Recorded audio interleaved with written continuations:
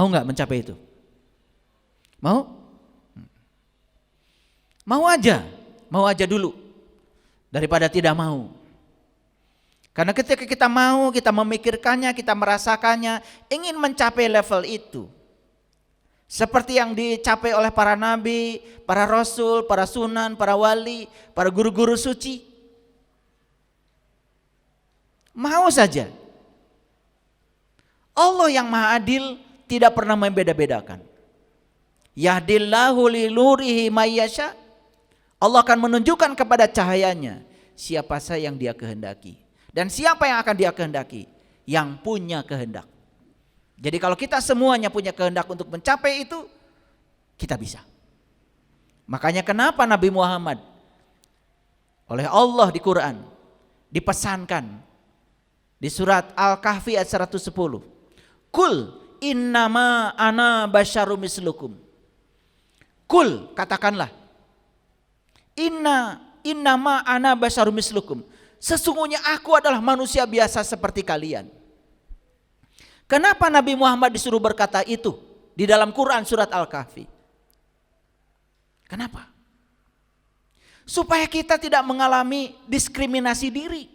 Tidak merasa diri kita tidak pantas. Tidak merasa diri kita tidak pantas mencapai itu. Ketika Nabi Muhammad disuruh mengatakan sesungguhnya aku adalah manusia biasa seperti kalian. Berkeluarga seperti kalian. Bekerja seperti kalian. Berdagang seperti kalian, berumah tangga seperti kalian, punya keturunan seperti kalian. Itu artinya apa? Apa yang aku capai secara spiritual bisa kalian capai. Itu pesannya begitu. Artinya itu adalah kemerdekaan, kebebasan, bahwa Allah membuka pintu yang sama buat semua orang. Allah memberikan kesempatan yang sama buat siapapun untuk mencapai yang sama. Jangan sampai ada perasaan dalam diri kita, itu kan nabi, itu kan rasul, saya tidak mungkin bisa mencapai itu. Begitu kita tidak memantaskan diri kita, kita tidak akan bisa mencapainya. Betul, kita bukan siapa-siapa. Tapi apa yang mereka rasakan, apa yang mereka alami, bisa kita rasakan dan alami kalau kita mau. Umatnya Nabi Musa disuruh beriman kepada Allahnya Musa. Diabadikan dalam Quran surat Al-Baqarah ayat 55. Hai umatku, kata Musa, imanlah kepada Allahku, Tuhanku. Apa kata mereka? Aku tidak akan bisa beriman kepada Allahmu Musa. Aku tidak akan bisa beriman kepada Tuhanmu Musa sebelum aku sama-sama menyaksikan seperti engkau menyaksikannya. Itu permintaan yang wajar, permintaan yang masuk akal. Umatnya Musa disuruh iman pada Allahnya Musa, tidak langsung, yes Musa, saya iman pada Allahmu, tidak begitu. Aku tak akan bisa beriman pada Allahmu itu kalau aku belum sama-sama menyaksikan seperti engkau menyaksikannya. Wajar permintaan itu? Wajar. Dan itu diabadikan dalam Al-Quran. Jadi kalau ada orang-orang yang mengatakan kita tidak mungkin bisa mencapai seperti yang dicapai oleh mereka, bagaimana kita bisa mengimani sesuatu yang kita tidak mengalaminya? Saya kasih tahu. Di sini ada air. Ini gelas punya saya. Kalau saya cicipi air ini, saya bisa berkata pada Bapak Ibu, oh air ini rasanya tawar, air ini dingin. Ini namanya air mineral. Jangan percaya. Jangan percaya cuma karena saya yang berbicara. Sebelum Bapak Ibu mencicipi air yang sama, jangan percaya semua kata-kata saya. Oh ini betul air mineral, oh ini betul air putih, ini betul air dingin. Kalau sudah mengalaminya. Kita selama ini seakan-akan tidak boleh mengalaminya, tapi harus percaya. Apa kabar? Makanya saya sering mengatakan, iman itu meyakini sesuatu yang belum kita lihat sampai kita bisa melihat sesuatu yang kita yakini itu. Baru iman itu. Kalau kita baru meyakini yang belum kita lihat, itu baru setengah iman. Tapi kalau kita sudah bisa melihat yang kita yakini, sudah full imannya. Masa mau setengah terus? Mau jadi setengah manusia gitu? Setengah gila? setengah waras. Masa mau jadi manusia setengah? Ya. Makanya kajian kita hari ini memberi suka, mencabut duka. Memberi suka berarti kita semua dalam kehidupan ini sudah menjadi sumber sukacita, sumber kebahagiaan, sumber rahmat bagi siapapun orang yang di sekitar kita. Sudah sampai di level itu belum?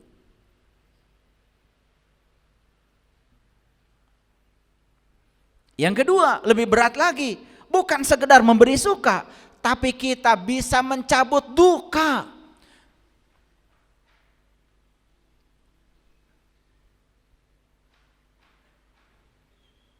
Berarti kita ini sudah menjadi penyelamat bagi umat.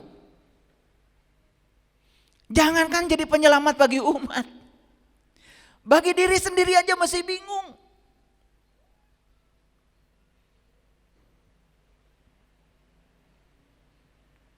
Makanya leluhur kita di tanah Parahyangan itu mengatakan, sing bisa nulung kanu butuh, nalang kanu susah, nyaangan kanu poeken, ngahudangkeun kanu sare, nepak kanu poho, nganter kanu keeng. Kan sebelum kita melakukan itu, kitanya sendiri kan yang harus beres. Kita bisa nulung kanu butuh kalau kitanya sudah menjadi profesional, punya keahlian apa kita? Kita bisa nalang kanu susah kalau kitanya sudah tidak susah lagi. Kita bisa nyaangan kanu poeken kalau kitanya sudah caang. Kita bisa ngahudangkeun kanu sare kalau kitanya sudah bangun. Kita bisa nepak kanu poho kalau kitanya sudah eling. Kita aja masih lupa. Coba ditanya. Masih ingat gak sama yang disaksikan oleh kita dulu di alam alastu? Kan saat itu kita ditanya sama Allah, alastu birabbikum? Saat itu kalian menjawab, qalu bala syahidna. Ya, aku menyaksikan ya Allah. Kalau kalian saat itu pernah menyaksikan, harusnya apa yang kalian saksikan saat itu ingat kan sekarang? Sekarang saya tanya, apa yang kalian saksikan dulu? Masih ingat sekarang? Lupa. Kalau lupa itu dibawa mati, maka kita mati dalam keadaan punya utang. Itu yang dikatakan Rasulullah. Yang paling berbahaya itu utang yang itu, utang pribadi kita. Asalnya kita tahu, selama hidup kita tidak tahu, mati dalam keadaan tidak tahu. Maka di Quran dikatakan, barang siapa yang tidak tahu di dunia, tidak akan tahu di akhirat. Dan tidak akan pernah ketemu dengan yang dia cari.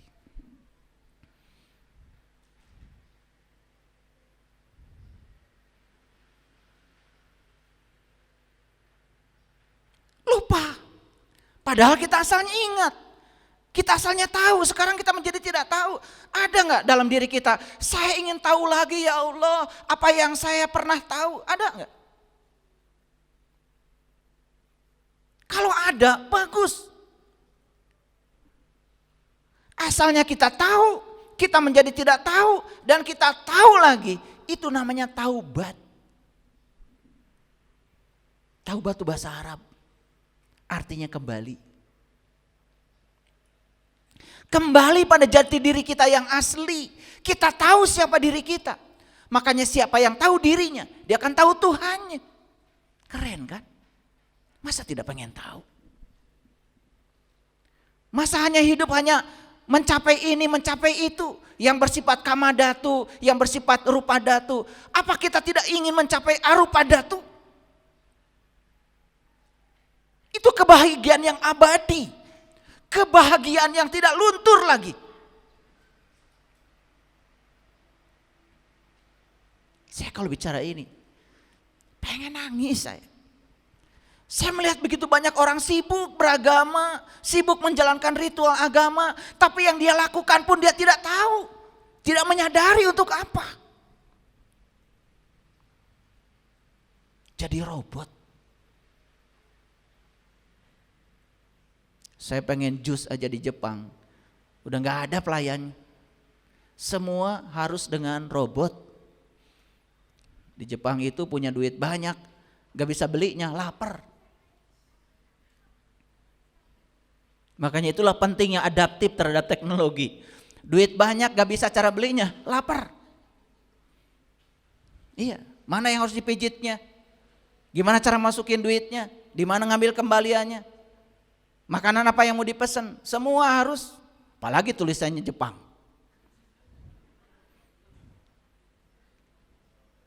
Karena nasionalisme mereka sangat tinggi. Jarang ya yang menggunakan bahasa Inggris.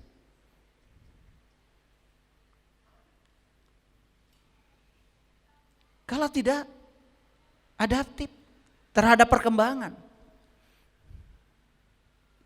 Pengen jus, gak bisa masukin uangnya. Mana yang harus dipencet, gak tahu mencetnya yang mana. Gak bisa. Beda di sini, gampang. Mang, jus. Pengen yang mana? Mangga, jeruk, apa? Semua sudah dikerjakan dengan robot. Bayangkan ya, di negara-negara maju, pekerjaan manusia menjadi sangat terbatas. Berarti kita sekarang harus mikir kan, gimana kita lebih pintar dari robot? Robot itu konsisten. Konsistensi itu titik mati, dia hanya melakukan tindakan itu saja. Makanya di Quran kita tidak diajarkan untuk konsisten, diajarkannya istiqomah. Istiqomah bukan konsisten. Istiqomah itu dinamis, bangkit, selalu dinamis, adaptif terhadap perubahan, itu dinamis namanya.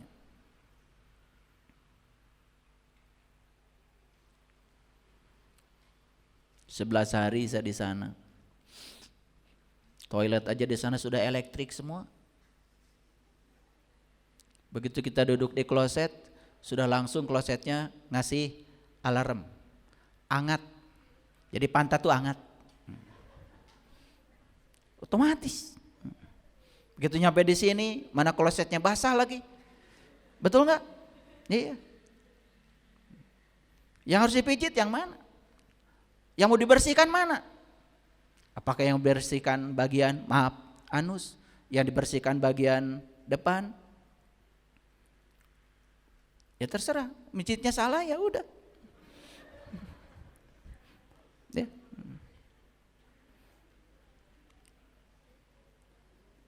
Kalau tidak tahu. Yang luar biasa apa di situ? Ada musik, gambar musik. Tulisannya privacy. Saya udah penasaran, pencet. Disada tah musik ya. Hebat orang Jepang. Kenapa? Supaya kalau ada suara-suara yang keluar dari ini, apalagi anginnya terlalu banyak, mencret lagi, itu kesilap itu. Aduh, saya ingat itu. Ingat saya dulu pernah belajar torikoh, namanya torikoh. Torikoh meniadakan rasa malu orang. Itu satu torikoh itu. Jadi torikohnya itu tidak belajar apa-apa kecuali meniadakan rasa malu orang. Itu kayaknya sebelum si pencipta kloset itu menciptakan musik yang privasi itu sudah belajar torikoh meniadakan rasa malu orang. Kan kalau kita masuk ke WC yang kita ya, kan perepet itu kedengeran kan sama yang lain. Privasi kita terdengar. Di sana dikasih musik coba. Supaya apa? Sampai kepikiran. Privasi kita tuh terjaga. Itu bagaimana cara mereka memperlakukan orang lain. Itu luar biasa. Kita orang lain kentut aja langsung semuanya nengok ke belakang. Betul gak? Udah gitu kemudian gini, kentut ya ibu? Aduh. Kan harusnya pura-pura tidak tahu aja. Betul gak? Aduh. Jadi ini soal peradaban Bapak Ibu, peradaban. Peradaban. Jadi bayangkan ya, peradaban kita tuh jauh tertinggal. Dan kenapa peradaban kita jauh tertinggal? Ada apa sebetulnya? Saya sih sudah tahu jawabannya, cuman saya belum saatnya ngasih sekarang. Takut kaget. Nanti aja suatu saat, kalau udah agak dewasa sedikit. Kalau saya kasih jawaban sekarang tuh pasti banyak yang kaget itu. Pasti banyak yang marah. Apalagi yang jiwanya masih di level jiwa marah. Orang yang di level jiwa marah gak mungkin bisa memberi suka pada orang lain. Gak mungkin mencabut duka dari orang lain. Gak mungkin. Nah, oleh karena itu saya mau kasih tahu. Kenapa kita belum mencapai ini? Kenapa kita belum mencapai peradaban ini? Yuk kita lihat sekarang. Di mana level jiwa kita? Tapi sebelumnya saya mau bacakan Quran surat Al-Fajr. Itu surat 89 ayat yang ke-27. A'udzubillahi minasyaitonirrajim. Bismillahirrahmanirrahim. Ya ayatuhan nafsul mutmainnah. Diterjemahkan oleh Departemen Agama, hai jiwa yang tenang. Saya setuju terjemahan ini. Jadi nafs, diri, diterjemahkan jiwa, setuju, saya setuju. Tapi saya tidak akan menjelaskan dulu jiwa itu apa, terlalu panjang, tidak akan cukup 10 SKS itu. Apa bedanya jiwa dengan ruh, apalagi itu harus dialami dulu. Sekarang sudah aja, bilang jiwa diri aja, gitu, disederhanakan. Karena jiwa dengan ruh tuh beda pisan. Yang ditiupkan Allah ke dalam diri kita itu ruh, bukan jiwa. Fa idza sawaituhu wa nafahtu fi mirruhi, yang ditiupkan ruhku kata Allah. Tapi setelah ditiupkan ke dalam diri kita kok muncul yang namanya jiwa. Nah, supaya tidak pusing sudah aja. Kalau saya bilang jiwa itu adalah diri pribadi kita. Itu aja. Tapi bukan diri yang luar, diri yang dalam. Diri yang dalam, ya. Jadi saya tidak akan menjelaskan dulu itu. Bagus kalau Bapak Ibu mau belajar nanti mengalami sendiri. Yang mana jiwa mana ruh nanti mengalami sendiri. Bagus kalau mengalami sendiri ya. Dijelaskan itu tidak bagus.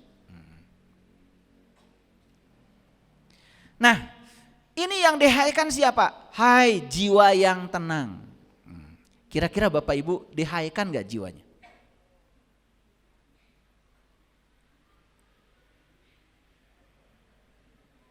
Ya gitu kan, ngajinya harus begitu ya. Kan ini hai jiwa yang tenang, kira-kira saya termasuk enggak? Gitu kan pertanyaannya ya. Semoga masuk. Ya, ngaku aja enggak apa-apa.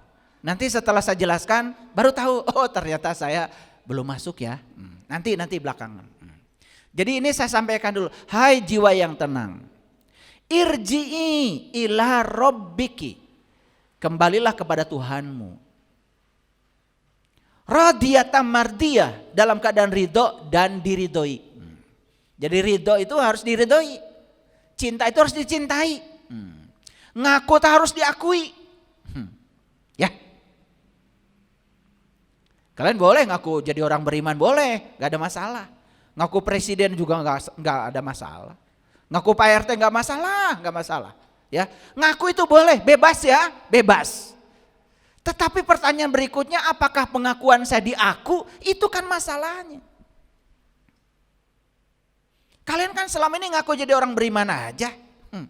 Pernah nanya gak apa saya ini diaku sebagai orang yang beriman oleh Allah? Kan itu masalahnya yang tidak pernah ditanyakan. Ingin tahu orang beriman atau bukan? Ya baca surat Al-Mu'minun. Di surat Al-Mu'minun dikatakan qad aflahal mu'minun. Ciri orang yang beriman itu nomor satu, bahagia. Sekarang tanya kalian, bahagia tidak? Bahagia tidak? Kalau tidak bahagia enggak berani, belum iman. Gitu aja, sederhana ngaji. Paham ya? Jadi kata Quran orang beriman itu bahagia. Kalau belum bahagia, kalian belum beriman. Gitu aja kalau saya ngaji gitu. Gak banyak pertanyaan saya. Makanya saya ingin meletakkan diri saya menjadi orang bahagia, gimana caranya? Sampai saya menemukan, oh ternyata bahagia bukan senang. Kalau saya mendapat sesuatu yang saya inginkan itu baru senang. Tapi kalau saya melepaskan yang saya punya itu baru bahagia. Ternyata bahagia itu melepaskan. Beda. Senang dan bahagia bukan persamaan kata. Itu sama dengan antonim. Itu adalah lawan kata. Karena senang itu mendapat, kalau bahagia itu melepaskan. Kalau kita bisa melepaskan yang kita dapat, di situ letaknya bahagia. Saya punya uang 100.000, senang. dan tidak jadi apa-apa. Tapi ketika saya ngajak makan orang-orang, walaupun cuma 20.000 satu bungkus, makan sama-sama, dilepaskan uang itu, melihat mereka senang, itu baru saya bahagia. Lah belajar senang bahagia aja selama ini gak jelas. Betul gak? Padahal kata-kata itu cerminan dari peradaban. Tingkat peradaban yang kita capai itu lewat kata-kata.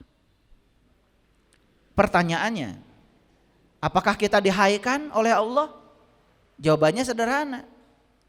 Kembalilah kepada Tuhanmu dengan ridho dan diridhoi. Kata kembali itu bukan mati. Bukan. Tetapi di saat hidup kita, sudah pulang gak kita kepada jati diri kita? Karena kata kembali selalu aja mati, bukan. Di Quran dikatakan wa man kana fi hadhihi a'ma wa huwa fil akhirati a'ma wa dallu sabila. Barang siapa yang buta di dunia, tidak melihat di dunia, tidak akan melihat di akhirat. Bahkan jalannya lebih sesat, kata Quran. Jadi kalau tidak melihat di dunia, tidak akan melihat di akhirat. Lah kita belajarnya melihatnya nanti katanya di akhirat. Di dunia gak usah diurus. Kan yang menentukan masa depan kita itu hari ini. Besok itu ditentukan oleh hari ini, bukan? Kan waktu yang sebenarnya kita itu saat ini. Besok itu tergantung hari ini. Jangan berjudi ya. Makanya judi itu haram. Judi yang paling berbahaya adalah membiarkan nasib kita tidak menentu. Coba tanya. Sholatmu diterima apa tidak oleh Allah? Terserah Allah, judi. Itu judi yang berbahaya. Judol juga berbahaya. Tapi judi itu berbahaya. Membiarkan masa depan kita dalam keadaan tidak pasti. Harusnya kita meyakinkan. Sholatmu diterima oleh Allah atau tidak? Diterima. Apa buktinya? Setelah sholat saya berubah. Lebih sabar, lebih bijaksana, lebih menerima perbedaan. Itu indikatornya bisa diukur langsung sekarang di sini. Gak usah tanya malaikat. Kenal juga enggak? Betul enggak? Ya tanya aja diri kamu, gampang kok. Itu dinyatakan di kitab Al-Hikam itu sama Ibnu Atha itu. Kalau kamu ingin tahu sholatmu diterima atau tidak oleh Allah, gak usah tanya Allah, tanya aja diri kamu. Berapa banyak perubahan kamu setelah sholat? Masih iri hati, masih cemburu, masih marah, masih jengkel. Tidak bisa menerima orang lain apa adanya. Udah jelas tuh gak diterima sholat. Ini dari tadi saya bicara ngerti apa tidak? Kalau ngerti teruskan ya. Irji'i ila rabbiki radiyatan mardiyah. Jadi ciri orang yang tenang itu adalah orang yang sudah pulang. Yang sudah kembali kepada Tuhannya. Dalam keadaan ridho dan diridhoi. Pertanyaannya, Bapak Ibu sudah pulang? Belum. Kan kalau dia sudah pulang, sudah kembali ke rumpunya dong. Kalau dia sudah kembali ke rumpunya, dia sudah mewarisi kodrat ilahi lagi. Kodrat ilahi, pengasih, penyayang, lembut, sabar, itu yang sudah balik itu begitu.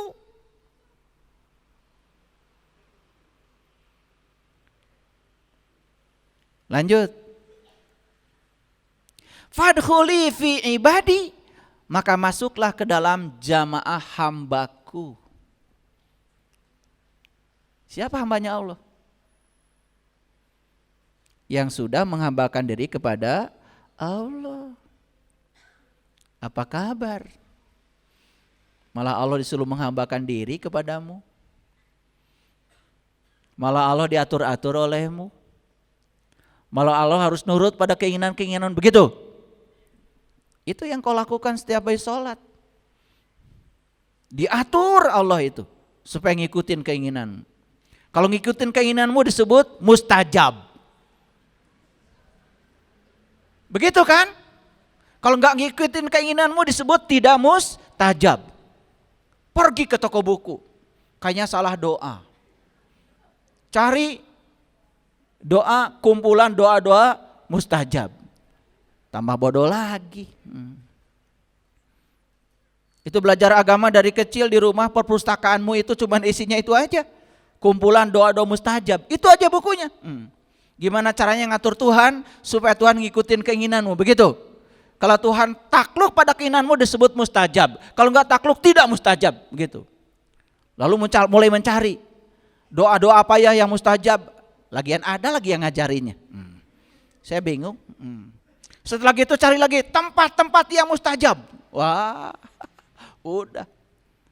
Kata orang yang pulang dari Mekah, tempat yang mustajab namanya Multazam. Wah, nyampe ke Mekah yang dicari pertama kali Multazam.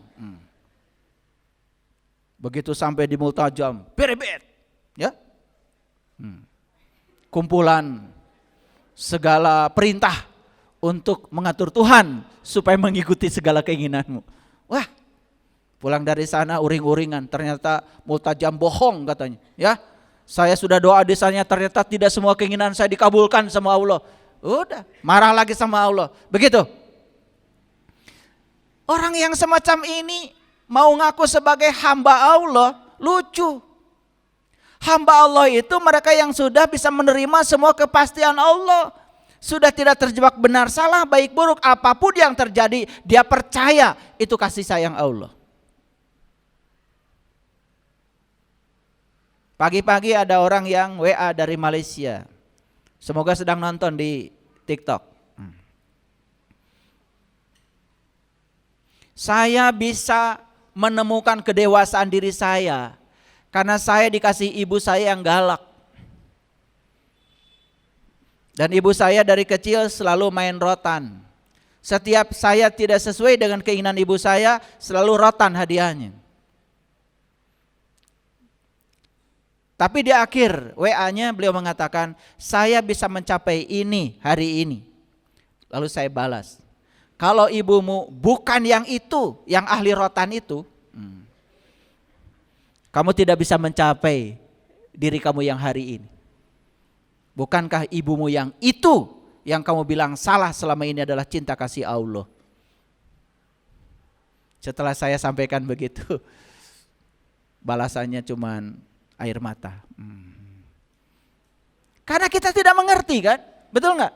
Kita selalu menginginkan yang kita mau. Padahal kebutuhan kita bukan itu. Allah selalu memberikan yang kita butuh, bukan yang kita ingin. Lanjut. Masuklah ke dalam surgaku.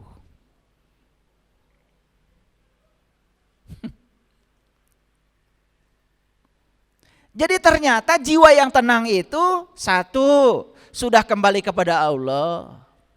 Dua, sudah menjadi hamba Allah. Tiga, sudah masuk ke surga. Kapan? Saat ini juga. Tenang pasti. Pertanyaan saya sekarang, berani mengatakan bahwa saya adalah jiwa yang dihaikan oleh ayat ini? Berani? Oh, tadi berani. Saya Allah tadi berani. Begitu dijelaskan jadi gak berani. Tetapi gak apa-apa, ini motivasi ya. Jadi karakternya, cirinya ada 3. 1, sudah kembali kepada Allah. Berarti sudah kenal kembali kepada Allah. Sudah kenal jati dirinya. Sudah kenal Tuhannya. 2, sudah masuk ke dalam golongan hambanya. Sudah menghambakan diri seutuhnya kepada Allah. Hidupnya sudah bergantung pada Allah. Terserah Allah. Karena dia percaya Allah Maha Pengasih, Maha Penyayang. Tidak mungkin Allah ya memberikan sesuatu bukan untuk kebaikan kita. Yang ketiga, sudah masuk ke dalam surga. Kapan? Di sini, saat ini, sekarang. Lanjut dulu sebelum saya lanjutkan. Di dalam Quran surat Ar-Ra'd ayat 28 ya. Wa yaqulul ladzina kafaru laula unzila alaihi ayatum mir rabbih. Orang-orang yang kafir, awas ya. Mulai sekarang biasakan kalau ada kata-kata kafir di Quran, jangan diarahkan pada orang lain yang berbeda agama dengan kita, yang berbeda keyakinan dengan kita. Stop itu. Ya, itu masa lalu ketika kita belum sadar. Kafir itu artinya tertutup. Sudah jadi bahasa Inggris kafir. Makanya wa yaqulul ladzina kafaru, orang-orang yang kafir itu artinya orang-orang yang tertutup. Jangan-jangan saya masih tertutup, jangan-jangan. Udah, nggak usah memberi judul pada orang lain. Lebih bagus ngajinya arahkan pada diri kita sendiri. Coba kalau dikasih saran sama orang lain, nerima atau marah? Oh, masih tertutup kan? Kafir tuh. Kalau ada ilmu baru, masih ingin ilmu lama, walaupun yang lama tidak bermanfaat. Terima nggak ilmu baru?